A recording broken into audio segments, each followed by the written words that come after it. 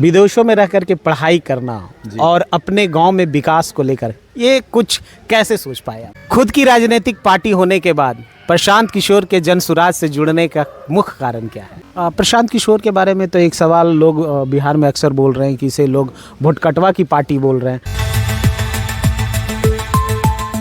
जय हिंद, नमस्कार, मैं हूं दिव्य प्रभात और आप देख रहे हैं पब्लिक बाइट। बिहार में चुनाव आखिरी मुहाने पे है। हमारे साथ बात करने के लिए आज एक ऐसे जनसुराजी हैं जिनकी पढ़ाई लिखाई तो देश के साथ साथ विदेशों में हुई है। तमाम एनजीओ के साथ इनका काम हुआ है। आइए हम बात करते हैं बिहार के पूर्व शिक्षा मंत्री के पुत्र आनंद देव प्रियो। स्वागत है आपका। नमस्कार, नमस्कार, बहुत बहुत धन्यवाद कि आप हमारे इस चुनावी समर में आप आए और कुछ वक्त आपने हमारे साथ बिताया, इसके लिए बहुत बहुत धन्यवाद। विदेशों में रह कर के पढ़ाई करना और अपने गांव में विकास को लेकर ये कुछ कैसे सोच पाए आप?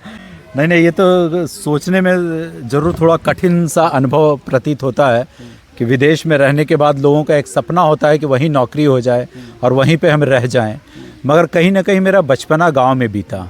मैं गांव के खेत में, खलिहान में आरी पे चला, पूंज पे चढ़ता था, खेत खलिहान में जाता था।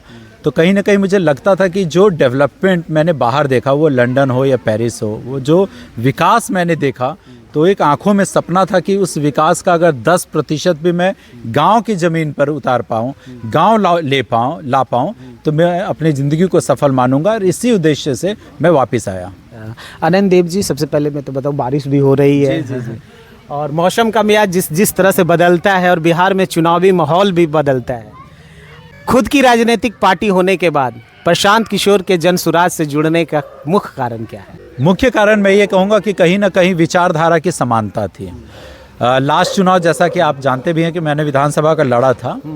मैंने अपने दल जो आपकी खुद की राजनीतिक पार्टी? जी, राजनीतिक चेतना दल से मैं लड़ा था। मगर बिहार में कहीं ना कहीं चुनाव जो है बाइपोलर हो चुका है। अमेरिकन इलेक्शन की तरह लोग कहीं ना कहीं या तो आप ए या बी को सपोर्ट कर रहे हैं। इस बार प्रशांत किशोर जी के आने की वजह से चुनाव बहुत इंटरेस्टिंग हो गया है। हर सीट पर ट्रायंगुलर फाइट है और उनकी पार्टी से लड़ने के पीछे एक वजह है कि जो बातें मैं कहता था कि हाँ, बच्चों को शिक्षा मिलनी चाहिए, रोज़गार मिलनी चाहिए, पलायन रुकनी चाहिए, यही मेरी पार्टी का मैनिफेस्टो था। और जब प्रशांत किशोर जी ने इन बातों को बड़े बेबाकी से, जोरदार तरीके से उठाया, तो मुझे लगा कि यही वो पार्टी है जिसमें मुझे भी जाना चाहिए। जिस तरीके से गंगा भी सागर में जाकर मिल जाती है, उसी तरीके से मैंने अपनी पार्टी को प्रशांत किशोर जी के साथ मिलाकर उनके साथ कदम से कदम मिलाने का काम किया। प्रशांत किशोर के बारे में तो एक सवाल लोग बिहार में अक्सर बोल रहे हैं कि इसे लोग भोटकटवा की पार्टी बोल रहे हैं। क्या आप भी अगर गोविंदपुर से चुनाव लड़ते हैं, जहां यहाँ दो समुदाय के बीच में एक पूर्व विधायक कमरान भी आरजेडी में है, इससे पूर्व विधायक जो कौशल यादव वो भी आरजेडी में आ गए, अपने आप को गोविंदपुर में कैसे आंक पा रहे हैं? मेरे लिए बहुत, मैं गोविंदपुर में जिस तरीके से लोगों का इस बार उत्साह है, जुनून है, विश्वास है, आकांक्षा और आशाएं उनकी हिलोरे ले रही हैं। जिस तरीके से इस बार मानसून भी, बारिश काफ़ी अच्छी है, उसी तरीके से उनकी उम्मीदों की भी बारिश भरकर हो रही है। उन्होंने हर किसी को देखा, उन्होंने कामरान जी को भी देखा, उनके चुनावी वायदों को भी देखा। जैसे उन्होंने वायदा किया था कि जीतूंगा तो गोविंदपुर की सड़कें दूधिया रोशनी से नहा जाएंगी, दूधिया रोशनी से पैसे नहीं लूँगा, अपना जो विधायक को एक सैलरी मिलती है वो बच्चों के एजुकेशन पे खर्च कर दूंगा। तो ये सब चुनावी जुमला था, नारा था, वो गलत हुआ। उनके पहले जो विधायक थे उनको 50 साल से नवादा की जनता ने देख लिया। युगल वंश से उनका जैसे साम्राज्य होता था, चोला डायनेस्टी, पाला डायनेस्टी, गुप्ता और मौर्य, उसी तरीके से 50 सालों से गोविंदपुर पर एक डायनेस्टी राज कर रही है, उसका नाम है युगल वंश। तो उसे भी देखा और उस वंश की आयरनी आप ये देखें कि 50 साल जनता को राज करने के बाद, मूर्ख बनाने के बाद, अब वो नवादा में घूम घूम कर माफ़ी अभियान चला रहे हैं। तो ये माफ़ी अभियान से इस बार मुझे लगता है जनता उन्हें माफ़ करने नहीं जा रही है। जनता अब इतनी मूर्ख नहीं है। कहीं ना कहीं प्रशांत किशोर में वो एक नए आशा की किरण देखती है कि इनके पदार्पण से, इनके आने से बिहार का जो एक सपना है कि उन्नत बिहार और उत्तम बिहार बनेगा, वो केवल अगर कोई कर सकता है तो जैसे भागीरथ ने गंगा को धरती पर लाने का काम किया, वैसे ही प्रशांत किशोर इस बिहार को विकासशील से, बीमारू राज्य से डेवलप्ड राज्य बनाने का काम कर सकते हैं। आनंद जी, सबसे पहला एक सवाल और मन में आ गया, जब आप जनसुराजी हो गए, इन केस अगर आपको जनसुराज से, गोविंदपुर से आपको टिकट मिलती है और आप चुनाव में आते हैं, तो आपका सबसे पहला मुद्दा क्या होगा जिससे लोग आपको आतुर हो जाए, आपसे मिलने के लिए आएँ और आपको वोट दें? क्या सबसे पहला मेन मुद्दा क्या होगा? देखिए, मैंने अभी आपके कैमरे पे मैं दिखाना चाहूँगा, it's like a manifesto of जन स्वराज। जब आप कह रहे हैं कि जन सुराजी हो गए, तो मेरे लिए तो मक्का मदीना भी यही कह लें, रामायण और महाभारत यही है मेरे लिए, अगर जो होली बुक्स कहा जाता है। तो इसमें जो उन्होंने 5 बातें कही हैं, 5 बातें उन्होंने क्या कही? सबसे बड़ी बात उन्होंने कही कि बिहार में पलायन की समस्या है, नौजवान यहाँ से पलायन कर रहे हैं। बिहार की आज अगर कोई पहचान है तो वो ये पहचान है कि बिहार का नौजवान केवल मजदूर बनेगा। क्या बिहार की माताएं केवल मजदूर पैदा करती है? ये सोचने वाली बात है।